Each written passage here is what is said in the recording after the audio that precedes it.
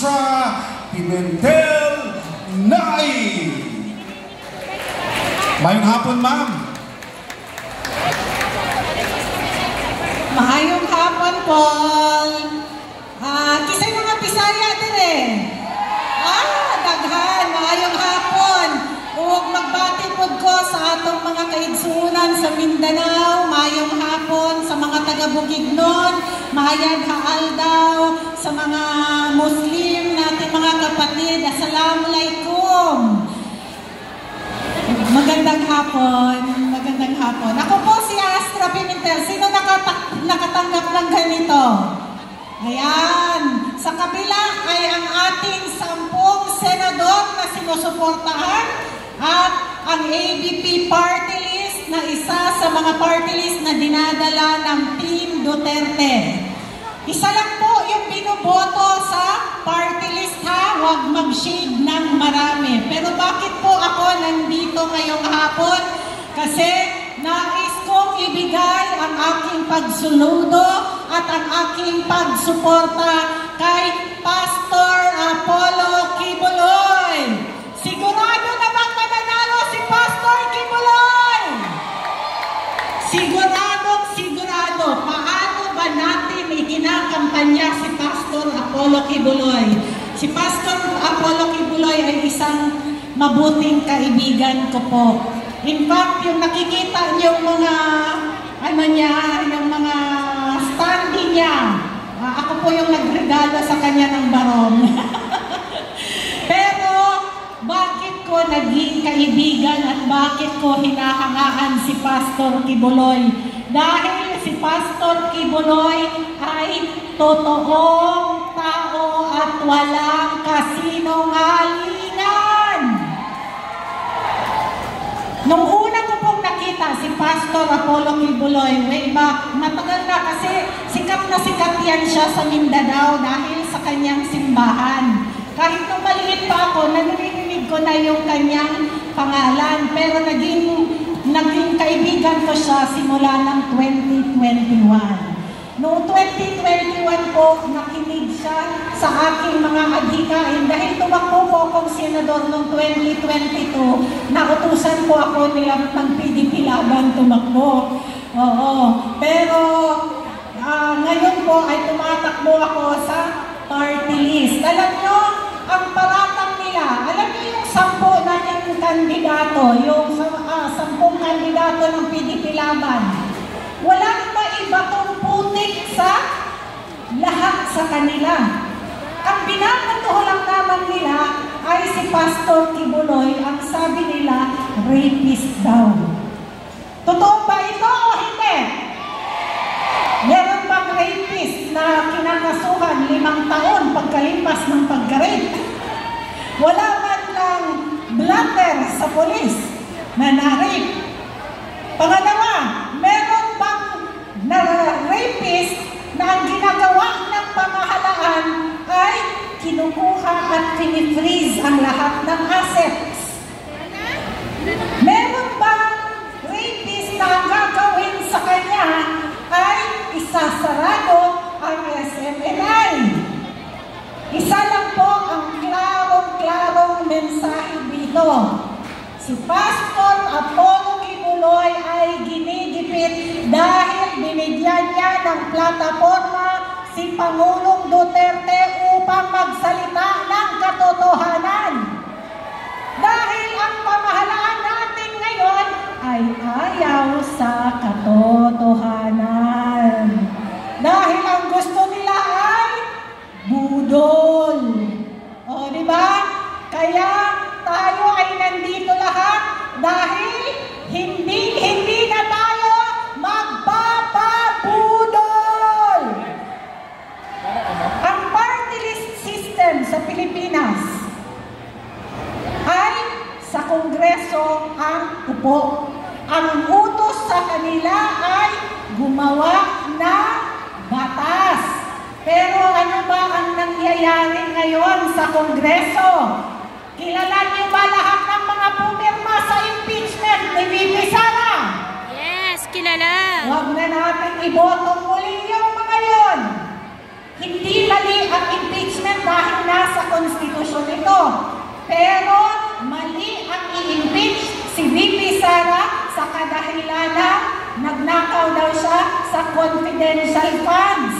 Dahil hindi ninakaw ni VP Sara ang pera ng taong bayan. Klaro? Pinag-initan nila ang 125 million pesos na confidential funds ni VP Sara. Magkano ba ang confidential funds ng Speaker of the House at ng Presidente? Bilyon ang halaga. Kung gusto nilang akusahan si VP, gusto nilang imbestigahan ang confidential funds, dapat yung kanilang confidential funds ay iniimbestigahan din. Pero isa lang ang tinarget nila dahil alam nila na yun ang magiging presidente ng Pilipinas sa 2028. O, diba? Kaya ngayong hapon na ito, nandito tayo. Bakit kailangan natin ng mga bagong mukha at mga party list na totoo at tunay na ihalal natin? Meron pong 63 na upuan para sa party list sa Kongreso. Out of the 63 ngayon na nakaupo sa Kongreso, 41 ang pumirma para ma-impeach si Inday Sara Duterte. Papayagan pa ba natin ang mga to para bumalik? Na meron pong mga party list na naka-alyansa kay Pangulong Duterte dahil pinili niya ang mga ito. At pinagkakatiwalaan niya kaya inendorso niya ang mga party list na ito. At isa na po ang ADP party list o ang bombero ng Pilipinas. Nais natin na mabigyan ng tamang kaukulang pansin ang ating mga mamamayan ukol sa sakunan dahil ang Pilipinas ay napapaligiran na tubig. Lagi tayo nagkakaroon ng sunog. Madalas ang Quezon City may sunog. Diba? Pero saan nila nilalagay ang pera at pondo ng bayan? Sa bulsa dahil walang eksaktong programa. Nakakaingit ang Davao City sa programa nila na 911. At sana ito ay ma-implement natin dito sa buong Pilipinas. Palakpakan naman natin ang Davao City. Ang Kongreso ngayon ay ginawa nilang parang mafia. Kung ano ang sinasabi ng Speaker of the House, yun ang masusunod. Dahil wala nang umiimik sa kung ano ang tama. Kung kaya sa 2025, Mayo na 12 na eleksyon, pumili tayo ng tama, pumili tayo ng mga matatapat, at pumili tayo ng mga totoo sa taong bayan. Pwede ba? At syempre, huwag kalimutan si Pastor Apollo Kibuloy na magdadala ng katinuan at ng kalinisan sa ating Senado. At lalong-lalo na ang 10 mga kandidato ng PDP Laban. Suportahan ba natin? Vote straight PDP Laban! Ngayong araw na ito, hindi ako nagsuot ng ABP party list na t-shirt. Ang suot ko, kasi Sunday ngayon, Arise. Meron tayong Green Rise Movement. Bring FPRRD home. Sino dito ang gusto makabalik sa Pilipinas? Si Tatay Digong! Ayan, lahat tayo nais natin na makabalik si Tatay Digong dahil nararapat lamang nandito siya sa Pilipinas at tumutulong sa atin upang mas lalong mapaunlad ang bansang Pilipinas. Ngayon, baka, alam niyo kung ano ikinatatakot ko? Baka maging presidente ng Netherlands si Tatay Digong. Pero walang biro, alam natin na nasa tama si Tatay Digong at ang lahat ng kanyang mga kandidato, lalo-lalo na ang kanyang best friend na si Pastor Apollo Kibuloy ay magdadala ng kaunlaran, katiwasayan at kapayapaan sa bansang Pilipinas.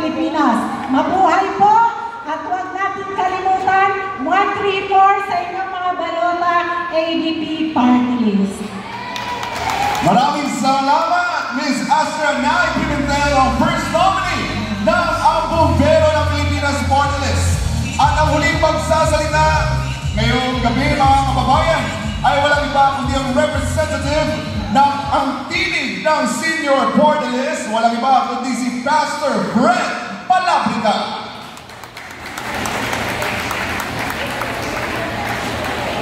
Mapagpalang hapon sa inyong lahat. Alam niyo mga kapatid, gusto ko sana mapakinggan ito ng bawat tao. Sino ba sa inyo ang nabudol? Ako po hindi. Dahil marunong po ako mamili. Ganito po ang pamamaraan upang hindi ka mabudol pagdating ng takdang oras.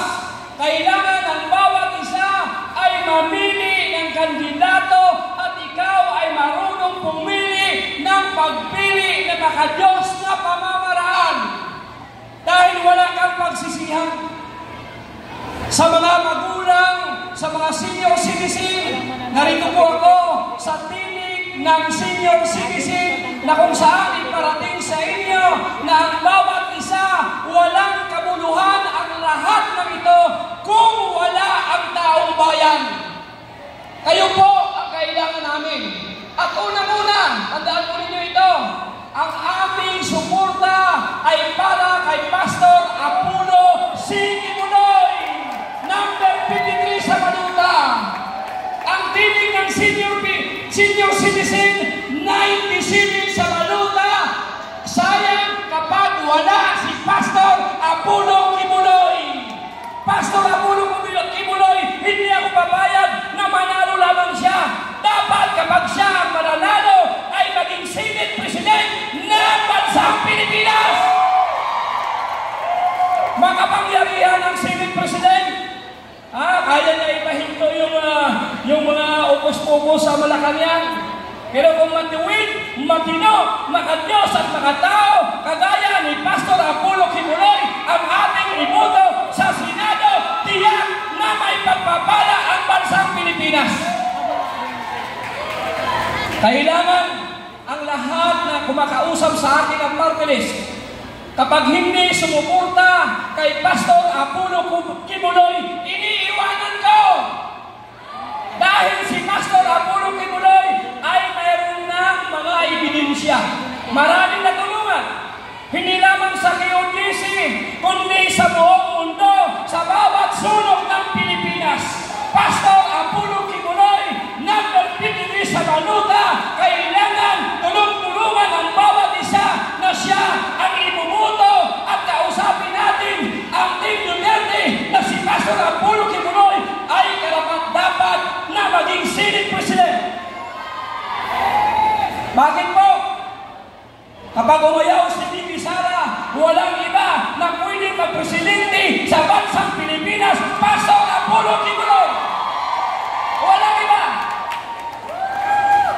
Kaya sa ating mga kababayan, turuan natin ang ating mga anak. Obligasyon po natin. Sayang lang, hindi napakinggan ng marami ang aking talumpati dahil nais ko na ipagmalaki sila na nakarating sila sa lugar na ito na walang ayuda. Kapag kami nagpili ng mga leader, kapag sinabi niya, magkano, pastor, magkano yan, iniiwanan po namin. Bakit po? Kailangan natin makapili ng tamang leader. Leader sa pinakamababa, leader hanggang sa pinakamataas. Dahil tandaan po natin, marami sa ating mga kababayan na nagkakamali. Nagrereklamo sila pagtapos ng mga 6 na taon. Walang ginagawa. Pero ang ginagawa? Mayroong 1,000, mayroong 500, ibinubuto na ang tao na walang ginagawa sa bansang Pilipinas. Kailangan natin mga kapatid, kayo na nandito, sa totoo lang, ang tinig ng senior citizen, 97 sa Maluta, ipinagmamalaki po namin kayo dahil alam po namin na kayong lahat ay hindi binayaran. Maraming salamat pala sa partner ko kay Sister Jo. Josephine Morelios, no? Na siya po ay masigasig sa pag-organisa, sa pagtulong sa aming samahan para lamang aming maipakita at maipaglaban ang aming suporta kay Pastor Apollo C. Kibuloy. Anong hahanapin ninyo? Nakita na ninyo ang ebidensya. Tandaan ninyo ang mga issue na yan. Tingnan nyo ha. Common sense na lang po yun. 7 milyon ang membro, isa lamang ang nagreklamo. Kaya sinasabi ko sa bawat isa, walang nakakalam sa pag-uugali ng tao kung hindi mo siya makakasama. Kahit yung boyfriend mo, kahit yung siyuta mo, pag bago pa lang, mahal na mahal ka. Pero pag nakasama mo na, makita mo ang kanyang tunay na pagmamahal. Ganyan si Pastor Apollo Kibuloy, minahal ng kanyang mga membro dahil sa kanyang mabuting ginagawa. Dahil hindi kayo magtagal sa kanya, hindi magtagal ang traki o GC kung ang leader ay kurap. Ganon din sa pamalan natin. Simula sa barangay hanggang sa pinakamataas, kapag kurap ang namumuno, tiyak bankrupt ang bansang Pilipinas. Sino ang bumuto ninyo? Ito po ang pakiusap ko sa mga leader. Leader ng mga politiko. Leader ng Team Duterte. Sana po, hindi ninyo kinakampanya si Pastor. Dito lamang, ikampanya ninyo si Pastor Apollo hanggang sa labas. Napakabalat ng mga kandidato nito dahil kay Pastor Apollo Kibuloy, tulo suporta sa kanila. Matuwid na tao, tapat magsalita, maasahan ang kanyang mga pangako. Grabe ang suporta. Suporta ay ni Pastor sa mga kandidato. Kaya sabi ko sana, yung mga leader ng ating Team Duterte, leader ng PDP, huwag mo tayo, mga kapatid, maglihisa iba, kundi dito na ang Pastor Apollo Kibuloy na sumusuporta sa inyong mga senador. Mga senador nyo, grabe ang suporta ni Pastor. Bawat ikot namin sa Quezon City, Team Duterte. Pero gusto ko mapakinggan, alam niyo, monitor po namin. Namumonitor po namin dahil kompleto kami sa buong 42 barangay ng Quezon City. Nalalaman namin kung tunay na tinutulungan niyo si Pastor. Tulungan po natin. Sama-sama po tayo. Dahil ang buting Pastor at ang ating presidente, former president ng bansang Pilipinas ay tapat sa paglilingkod. Kaya maraming salamat muli. Ulitin ko po, bago ako magtatapos, huwag ninyong kalimutan ang 97 sa baluta, ang tinig ng senior citizen. May karapatan ang tinig, ang senior citizen, may karapatan po kayo sa inyong kabuhayan. May karapatan din kayo sa inyong kabuhayan.